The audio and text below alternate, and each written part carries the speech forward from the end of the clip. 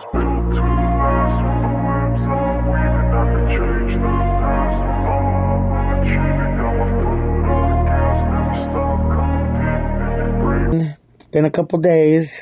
I'm Cutsy and welcome to my channel. Today we're going to be doing a simple gray nail. I've never used gray as a base coat, and these are the colors from Candy Lover that I'm trying. So I thought today just do a simple nail with some kind of sparkle glitter. I've always got to have some bling on it a little bit, but now you could do, I'm going to do two of the nails in like a glitter French after I get this base coat and put on. I already had base coat on. I'm going to put 2 coats of this gray. I'm going to thin coats. I'm going to use the LED light and cure each coat for 60 seconds each. That's what's recommended by Candy Lover. And then I am going to apply a top coat, which I'll save you from having to watch that. But I thought I'd let this part play along while I talk about something. I made a community post earlier, and there's a news story that I saw that really, really bothered me, and it says in my bio that I'm into true crime. I really am interested. I like watching these stories and how they unfold, and I like going all the way from the moment that the story breaks all the way through to the court case if I can, just to see it. It interests me to see people get justice. And part of me is hoping by reading this story to you that came out of my state and making it be known. It took 7 days for this story to hit the mainstream news, and that just is wild to me. While we're all looking at drones and aliens and plane crashes, there's some really horrible things going on, and especially to our children. And I feel like as adults, it's our responsibility to pay more attention, because this story is absolutely atrocious. And I can't even believe that such a situation is possible in the year 2025. Or even before that. So this story comes out of Pontiac, Michigan, where about a week ago, a landlord hadn't been paid rent since October of 2024 from a tenant who had moved in 2019 and had always paid the rent on time. All of a sudden, October, the rent stops. So he called Detroit police to do a welfare check on her, on his tenant. And when the police got there, they didn't get an answer at the door. And they said it looked like nobody had been there. And so the landlord unlocked the door for them. They went in to check to make sure that nothing had happened. And when they walk into this condominium that literally has feet of trash. Pizza boxes, food containers, Kleenex, anything you can think of, paper bags, everything. Along with human waste, like massive amounts of it. They go in a little further, and they find in a bedroom hiding a 15-year-old boy. They ask him if he's by himself. He says no. They go back even further into a bathroom, and they find a 12-year-old girl and a 13-year-old girl hiding in the bathroom. These children were in such poor condition that they literally needed help getting outside of that house. Their hair was matted. They were covered in dirt and human waste. Their toenails were reported to be so long that they had to be carried and helped to walk out of the house. Upon talking to the children, once they get them, they convince them that they were there to help them and keep them safe. They get them back. They get them to a safe place. They give them showers. They give them clean clothes. excuse me, and they started noticing that these children don't even know how to use basic hygiene products. They didn't know how to use toothpaste and a toothbrush. They didn't know how to use soap and shampoo. A 15-year-old, a 13-year-old, and 12-year-old. So after they get the kids cleaned up, fed, a good meal, they start talking to them. And the kids are talking. And they start recounting a story about the last time they saw their mother. They moved into that condominium in 2019. Sometime between the spring and summer of 2020, their mother moves out with a fourth sibling. She came back a couple weeks later with Febreze and garbage bags, and that was the last time that these children saw their mother.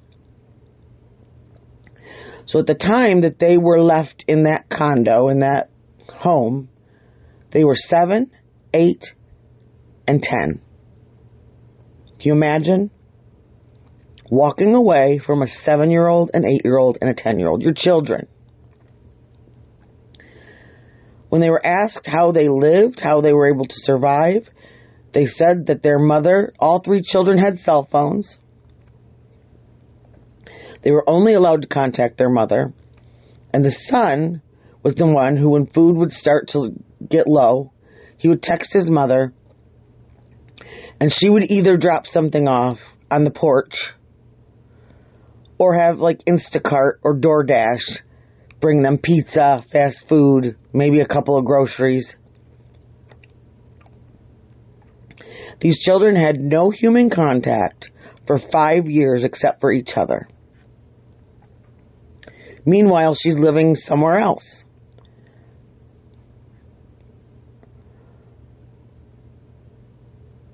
It was said, when they asked the kids if they ever snuck outside,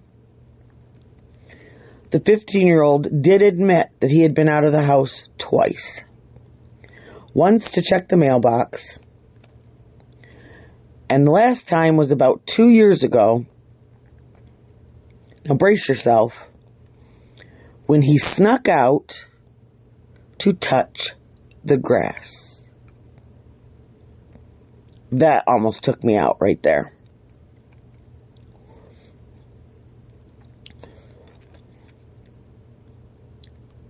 Now, mind you, she dropped off food. But these children had no soap. They had no toothbrush, no toothpaste. They had no anything. No first aid, no Neosporin, no Bactine, no hand sanitizer, no cleaning products to clean up the house. Now, not only was there human waste all over this house, but when they got deeper in the house, they realized that the toilet was no longer functioning and completely filled with human waste. And then when they looked over to the bathtub, that was apparently their second last-ditch effort, was they used the tub. And who knows what happened after that. They asked what they did. They said they played games and watched TV on their phone. But they were told to never, ever open the door to talk to anybody or to leave the house. They were afraid of what their mother might do, is what they told police. Now, towards the end, thank goodness this landlord did a welfare check. Because towards the end, she wasn't even having DoorDash or Instacart or anything come over. She was dropping a loaf of bread off that was supposed to last them 3 to 4 days. Bread. No peanut butter, no jelly, bread. Also, it was found out that these children's father was incarcerated. And approximately, I believe it was 2022, he was released. And he won visitation. But she refused to allow it. refused to let him know where the children were. And I don't know what happened after that. So at this very moment, those 3 children are in the care of, now this sounds kind of sketchy to me also, they're in the care of family members and DHS. DHS is supervising all of it, but they are staying with family members. And according to the Sheriff Bouchard of Oakland County, Detroit, they're doing quite well. I mean, can you imagine? I just can't imagine. Now, when they went to go find the mother, she was living somewhere else in the city. I believe they said it wasn't far. With a new boyfriend and a child.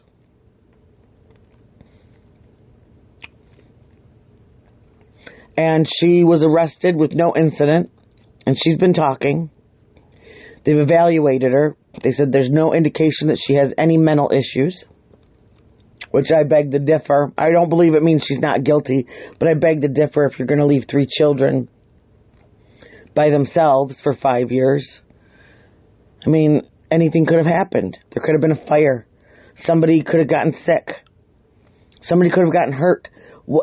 Pontiac is not a great area in Michigan. These kids, somebody could have broken in and hurt them. And the biggest question is, how did no one notice? How did neighbors not smell that apartment or condo? How did the school not realize that these children were not attending school? How did no doctor say, hey, and report it, that I haven't seen these kids in a couple years? Well, hopefully, they said they don't have many answers to that right now. And I'll get back to the school thing after I get done with this part. But how did no family members? How did grandma or grandpa or auntie or uncle not realize? When did they not ask questions that they hadn't seen these children? It said they were a very close family. And I just can't imagine any reason. I know that my mother, if she hadn't seen her grandchildren or heard from them or anything in a couple of days, a week, she'd be calling me saying, hey, what's going on? And if it got to be months and a year, she would be doing something about it. She would make me be proving that they're all right. Because that's what you do. Well, they finally have charged the mother. They brought her in, and today was her hearing. And I will put all the links for these news clips I'll put them in the comment section, so you can just go through and click them. They can give more details, and there's a short video of the home and the state it was found in, which you won't even be able to believe it. Most of the people that have had to deal with this case so far said that they've seen some awful things in their life, in their careers, but this has got to be one of the worst cases of neglect and abandonment that they've ever seen. The mother, 34-year-old Kelly Bryant, out of Pontiac, Michigan, was charged with 3 counts of felony child abuse. Each holds a maximum of life in prison. She is to have no contact with the children or the family taking care of them through herself or through any third-party contact. So she can't, from jail, call so-and-so, her friend, her sister, her whatever, and have them go talk to whoever the kids are staying with to intimidate, to say hello, to anything. Nothing. Absolutely nothing. If she does, she gets her privileges revoked in jail. And to make sure that she's not able to get out, or to make it absolutely difficult to get out, her bail was set at $250 million, cash only. So good luck, Kelly Bryant. I hope you stay in there. One of the biggest things that Sheriff Bouchard talked about that he found in this case was that there's a huge gap in the registration process for schools for kids. And this is something that he wants to work on changing. When he looked into it, they found that in 2019, a school in Pontiac, a school in Pontiac requested records from the school the children were attending. That school sent over those records to the school in Pontiac. Okay? She leaves in that summer of 2019. So, probably moved there,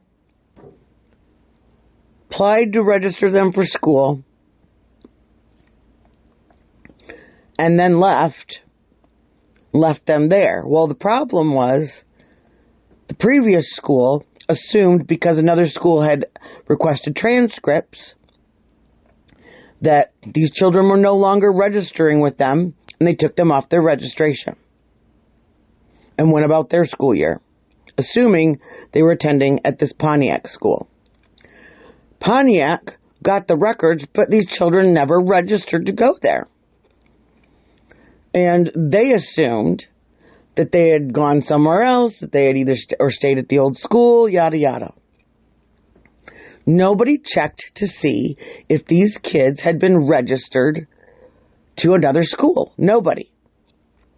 And that's where the gap is that each school, while completely within the law, didn't check. And that one thing may have helped find these kids earlier. May have helped figure out that they were abandoned the first couple days. And so he is going to try and get legislation to change that and close that gap with some kind of system where there has to be a back and forth. There has to be kind of a checks and balances, that each school makes sure that when records are transferred, the old school makes sure that those kids register, or if they're not, they find out where they're at. And that if that school requests records and never gets a registration, that after 10 days, 15 days, whatever, they check. Because this could have been avoided. And hopefully, because this is so shocking to at least everyone that I've talked to from this state, and I can imagine, we're all, a lot of us are parents, we're aunts, we're uncles. We just could not believe. And in the day and age when you can literally go to any hospital, any police station, anywhere, and drop your kids off because you cannot provide for them. You cannot take care of them. I mean, what a coward. That instead of just taking it and saying, I can't do this anymore, that she would leave these children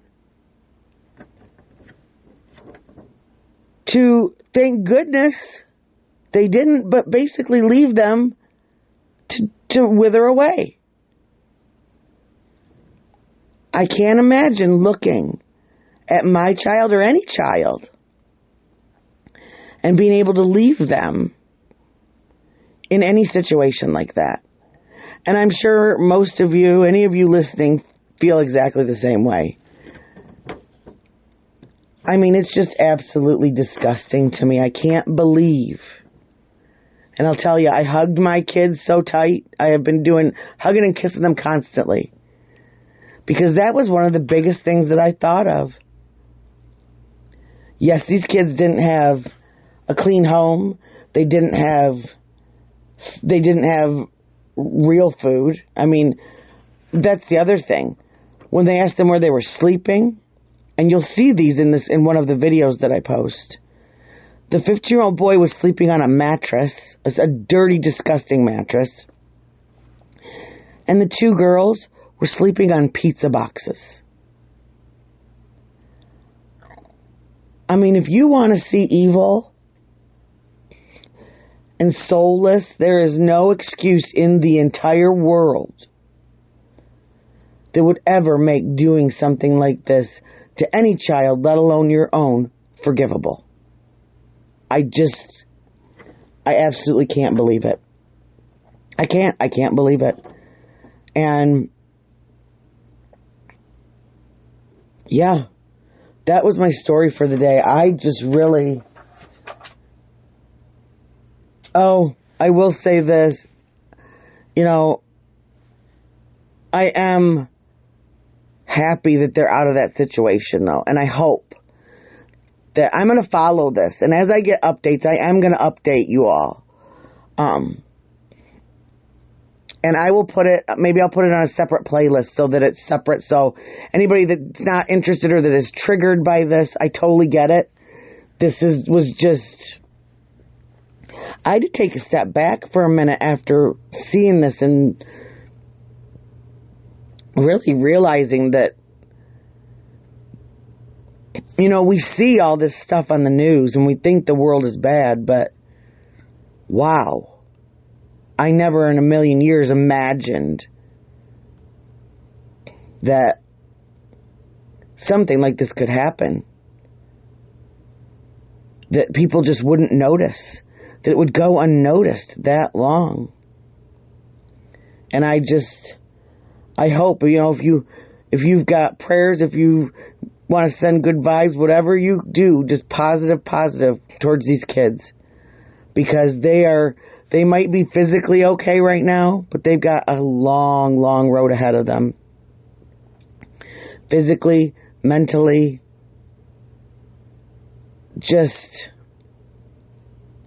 I can't imagine what they are going through and what they are going to go through as the days progress. And one neat thing that they are doing is